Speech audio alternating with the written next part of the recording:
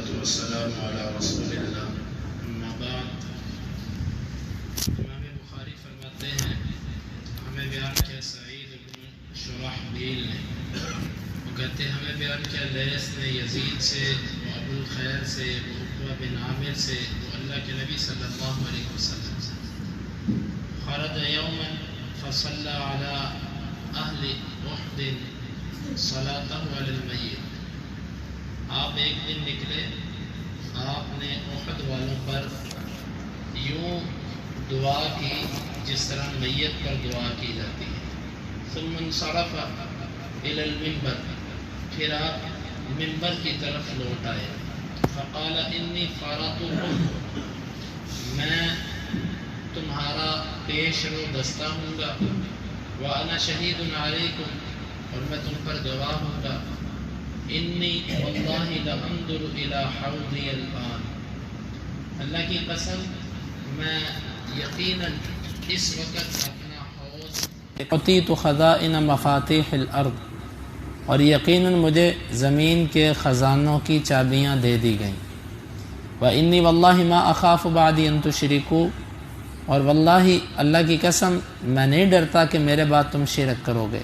ولیکن اخاف ان تنافسوا فیہا، لیکن میں ڈرتا ہوں کہ تم اس دنیا میں گھس جاؤ گے۔ اس حدیث مبارک میں کئی قسم کے معجزات اور پیشین گوئیوں کا ذکر ہے۔ پہلی چیز، آپ نے احد کے شہداء کی قبروں پر آپ گئے اور آپ نے وہاں پر جا کر دعا کی۔ یہ 8 سال بعد، شہدائے احد کے 8 سال بعد آپ ان کی قبروں پہ گئے۔ اب یہاں پر اہل علم 2 معنی کرتے ہیں، کیونکہ حدیث کے لفظ ہیں صلی صلاتہ علی المیت، اس کا معنی ہوتا ہے نماز پڑھنا، لیکن صلی کا معنی درود اور دعا بھی ہوتا ہے، دونوں معنی کیے جاتے ہیں۔ بعض نے اس کا معنی یہ کیا آپ نے ان کی قبروں پہ یوں نماز پڑھی جیسے جنازہ پڑھا جاتا ہے۔ جو یہ معنی کرتے ہیں وہ دلیل پکڑتے ہیں کہ شہید کا جنازہ پڑھا جا سکتا ہے، بلکہ بعض نے تو واجب قرار دیا کہ لازم ہے شہید کا جنازہ پڑھنا، جبکہ جمہور اہل علم، جمہور کا مطلب ہوتا ہے زیادہ علماء، زیادہ محدثین، وہ اس بات کی طرف ہیں کہ یہاں پر صلی سے مراد دعا ہے۔ آپ نے احد کے شہداء کی قبروں پر جا کر یوں دعا کی جیسے جنازے پر کھڑے ہو کر دعا کی جاتی ہے۔ جنازے پر دعا یعنی وہ دعائیں جو جنازے میں پڑھی جاتی ہیں، وہ دعائیں آپ نے ان کی قبروں پر کھڑے ہو کے پڑھی۔ یہ جمہور اہل علم نے اس کا معنی کیا، اور اللہ کے نبی صلی اللہ علیہ وسلم سے شہید کے جنازے کے بارے میں جو ملتا ہے وہ یہی ہے کہ اس کا جنازہ اگر کوئی پڑھ لے تو بھی جائز ہے، نہ بھی پڑھے تو بھی ٹھیک ہے، یعنی دونوں طرح کی روایات آتی ہیں۔ راجح موقف اس میں یہی ہے۔ بعض لوگ کہتے ہیں بالکل نہیں پڑھا جا سکتا، بعض کہتے ہیں لازمی پڑھا جائے گا، لیکن دلائل کی بنیاد پر یہ بات سمجھ آتی ہے شہید کا جنازہ پڑھ لیں تو بھی ٹھیک، نہ بھی پڑھیں تو بھی ٹھیک، دونوں صورتیں ٹھیک ہیں۔ البتہ یہ جو اللہ کے نبی صلی اللہ علیہ وسلم نے کیا تھا یہ صرف شہدائے احد کے ساتھ تھا، وگرنہ شہید تو اور بھی ہوئے تھے، شہداء تو اور بھی تھے۔ غزوہ تبوک کے اندر بھی اور بھی کئی مقامات پر، غزوہ جو خندق تھا اس میں بھی اور بھی کئی ایسے غزوات ہوئے جن میں شہادتیں ہوئیں، لیکن آپ نے ان کی قبروں پر یوں جا کر دعا نہیں کی، اور اس کے بعد بھی صحابہ کرام کا یہ معمول نہیں رہا۔ خلاصہ یہ نکلا اس پوری بات کا کہ یہ شہدائے احد کے ساتھ خاص تھا، آپ نے دعا کی تھی۔ ہم بھی کسی قبر والے کے لیے دعا تو کر سکتے ہیں، لیکن یوں شہید کا جنازہ بعد میں جا کر پڑھنا یہاں سے ثابت نہیں ہوتا۔ جنازہ پڑھنے پر دلائل اور موجود ہیں، جس طرح آپ نے حمزہ رضی اللہ عنہ کا جنازہ پڑھا تھا، حالانکہ وہ شہید معرکہ تھے، لیکن ان کا جنازہ آپ نے پڑھا تھا۔ دوسری چیز اس حدیث کے اندر یہ ہے، آپ نے فرمایا کہ لوگوں میں تمہارا فرط ہوں گا۔ فرط کسے کہتے ہیں؟ فرط قافلے کا وہ دستہ جو قافلے سے آگے آگے چل کے راستے کی مشکلات کو ہٹاتا ہے۔ پہلے قافلے یوں چلا کرتے تھے، انہوں نے کسی طرف سفر کرنا ہوتا وہ آگے ایک دستہ بھیجتے 10 بندوں کا 20 بندوں کا، اس کا کام یہ ہوتا تھا کہ وہ راستے کے خطرات کو بھانپتا تھا۔ تو آپ نے فرمایا میں تمہارا فرد ہوں گا، یعنی جنت میں جانے تک، محشر کے میدان سے جنت میں جانے تک پہلے آگے میں جاؤں گا، تمہارا رستہ صاف کروں گا، میں تمہارے لیے فرد ہوں۔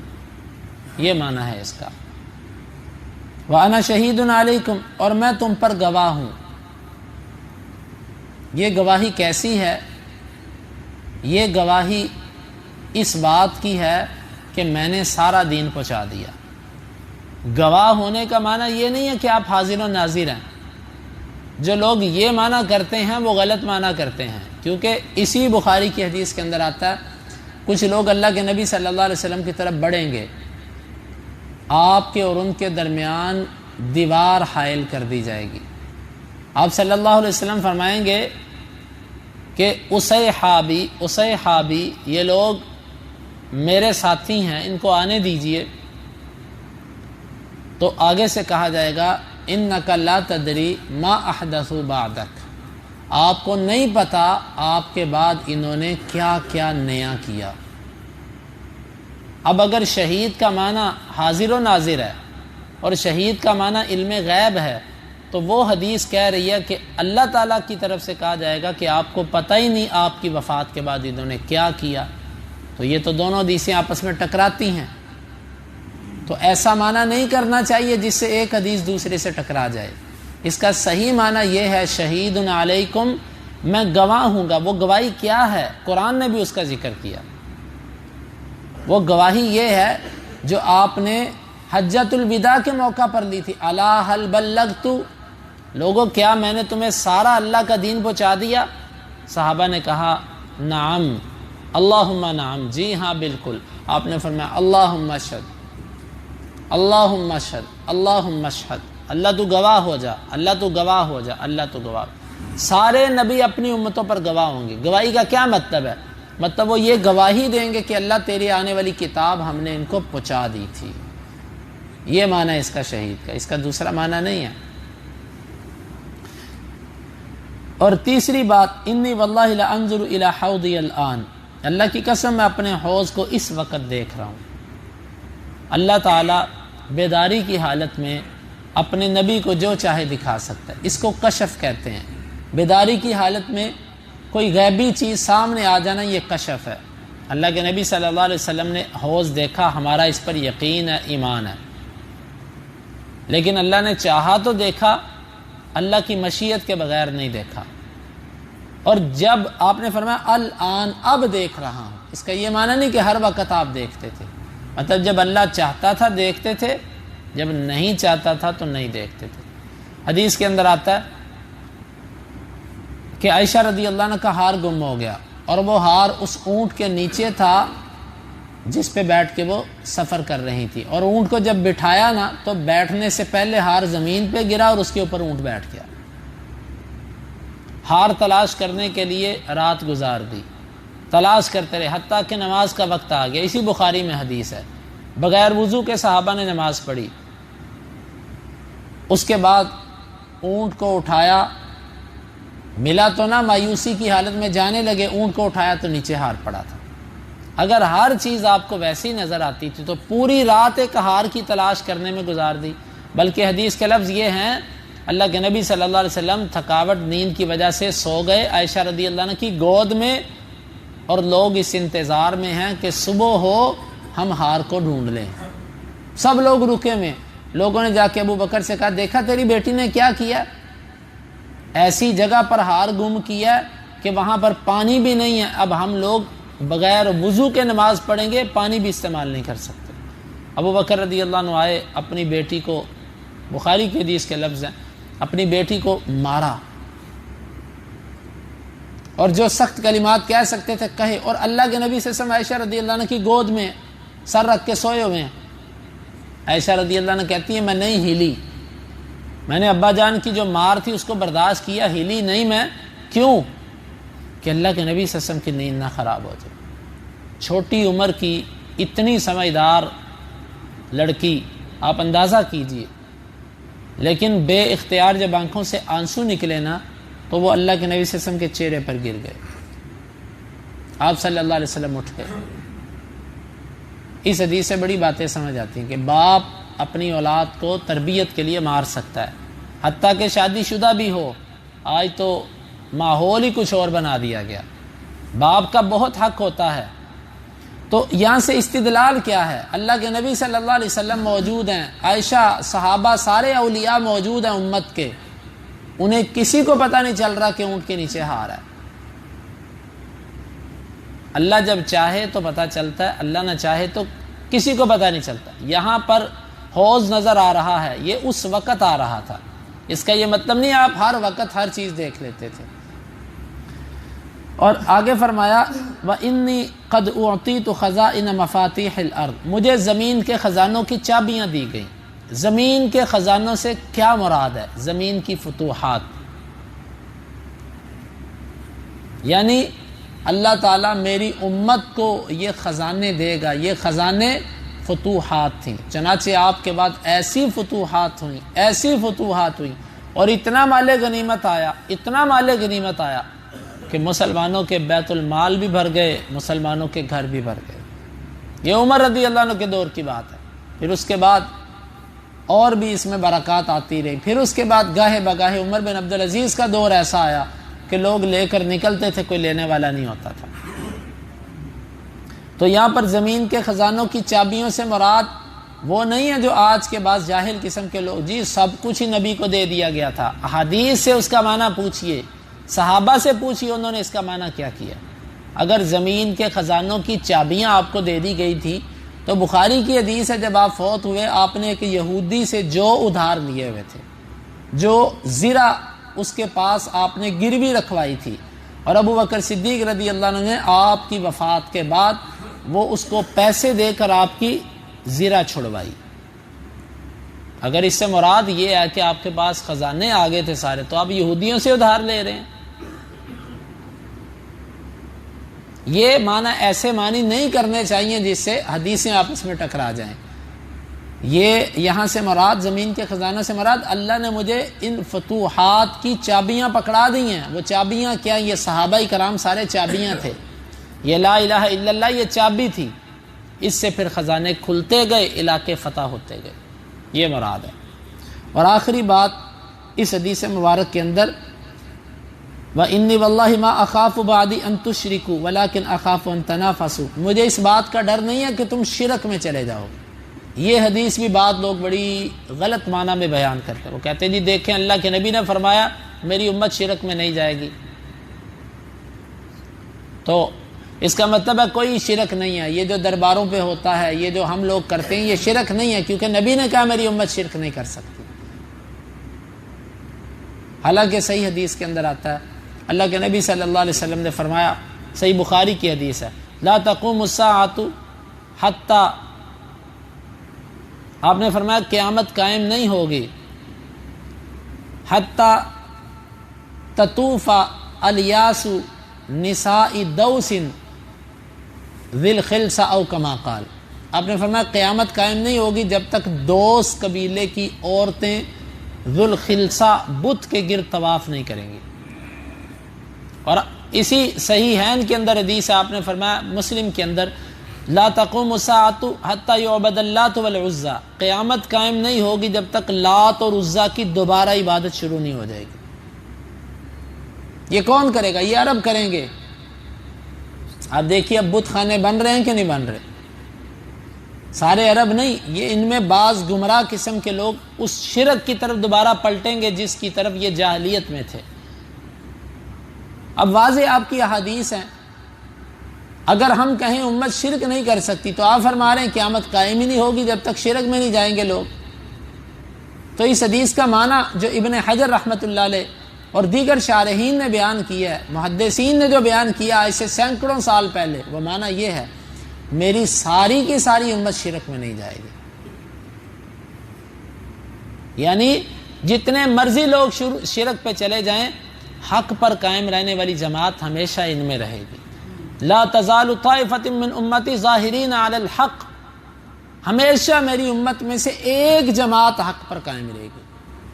اور حدیث مستدرک حاکم کی لا تجتمع امتی علی الضلالہ، میری امت گمراہی پر جمع نہیں ہوگی، یعنی گمراہی میری امت میں ہوگی لیکن ساری امت گمراہی پر نہیں جائے گی،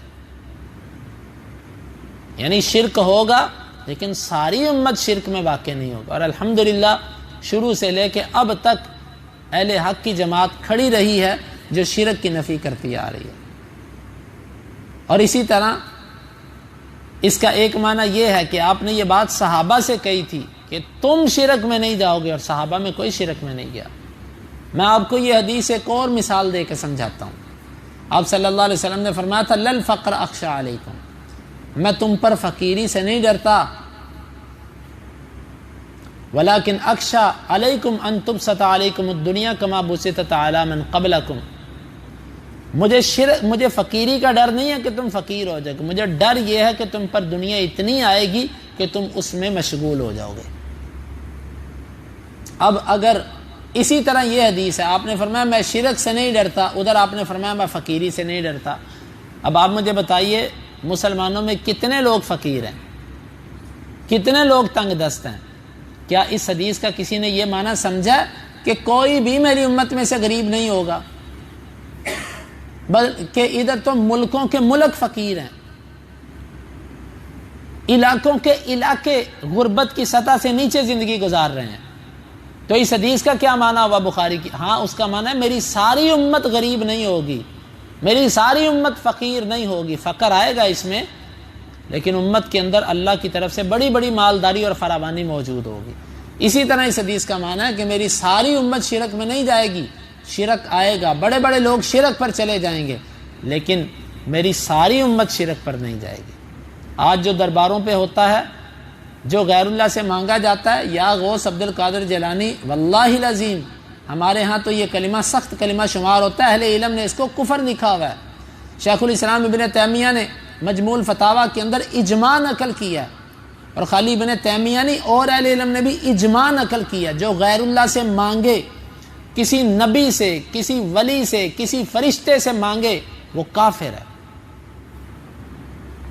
یہ تو ہمارے لوگ ہمیں کہہ دیتے ہیں جی آپ، ہم نرمی کر جاتے ہیں، حقیقت بات ہے اہل علم نے اتفاقی لکھا ہے کہ وہ بندہ کافر ہے۔ ہمارے ہاں تو اصل دین پہنچے ہی نہیں نا، یہ شرک ہے، قبروں سے مانگنا، قبروں والوں سے مانگنا، انبیاء سے مانگنا، یہ سب کا سب کفر ہے۔ ان کی عبادت کرنا یہ کفر ہے، کسی طرح کی عبادت ہو یہ کفر ہے۔ تو یہ کیسے ہو سکتا ہے کہ اتنا بڑا کفر ہوتا رہے اور اس حدیث کو آڑ بنا کر ہم کہہ دیں نہیں جی نبی نے کہا شرک نہیں ہو سکتا، نبی نے کہا شرک نہیں ہو سکتا؟ کیوں نہیں ہو سکتا؟ ہوگا شرک، لیکن ساری امت شرک کے اندر نہیں جائے گی۔ اور آخر میں آپ نے فرمایا ولیکن اخاف ان تنافسوا فیہا، مجھے ڈر ہے کہ تم اس دنیا میں گھس جاؤ گے۔ آج واللہ ہر بندے کا معاملہ یہی ہے، کھانا پینا ہر بندے کے گھر پہ موجود ہے، لیکن ہم دنیا میں ایسا گھسے ہیں زیادہ جمع کرنے کے لالچ میں، ہر بندے کی دوڑ زیادہ جمع کرنے کی ہے، گھس گئی امت زیادہ جمع کرنے میں، وگرنہ ہر کے پاس اتنا ہے کہ وہ شاید کئی سال بیٹھ کے بھی کھائے تو ختم نہ ہو، یا کئی مہینے بیٹھ کے بھی کھائے تو ختم نہ ہو۔ لیکن اس ہوس نے ہمیں نمازوں سے دور کر دیا، دین سے دور کر دیا۔ الہاکم التکاثر، تمہیں زیادہ مال اکٹھا کرنے نے غافل کر دیا، حتی زرتم المقابر، یہاں تک کہ تم مر گئے، قبروں کو پہنچ گئے، لیکن زیادہ جمع کرنے کی تمہاری ہوس نہیں ختم ہوئی۔ اس نے تمہارے اصل مقصد سے تمہیں غافل کر دیا جس کے لیے تم پیدا ہوئے تھے۔ اللہ تعالیٰ سے دعا ہے اللہ تعالیٰ ہمیں سمجھنے کی اور عمل کی توفیق عطا فرمائے۔ حدیث نمبر 3596، اللہ علمتنا وعلمنا ما ينفعنا وزدنا علما، وآخر دعوانا